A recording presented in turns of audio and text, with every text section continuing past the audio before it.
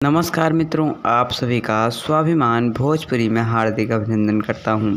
जैसा कि आप सभी को बता दूं कि कुछ दिन पहले आप सभी ने पावर स्टार यानी कि पवन सिंह जी का गाना आरंभ दोबारा सुना था, लेकिन वो सिर्फ आप लोग ऑडियो में सुन पाए थे, वीडियो का मज़ा नहीं मिल पाया।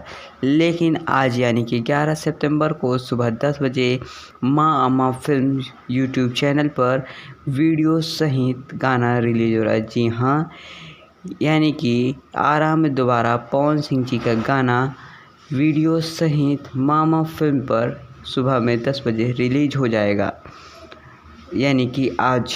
और आप लोग जाइए इस वीडियो को देखिए, बहुत ज़्यादा मज़ा आएगा। आशा करता हूँ जितना आप लोगों ने ऑडियो को प्यार दिया उससे कहीं ज़्यादा आप लोग वीडियो को प्यार देंगे। तो इस वीडियो को ज़्यादा शेयर कर दें ताकि और भी लोग उस वीडियो को देख सकें आरा के दोबारा को। और हमारे चैनल को सब्सक्राइब कर लें क्योंकि ऐसी मैं खबरें हमेशा आप लोग के लिए लेके आता रहता हूँ। धन्यवाद।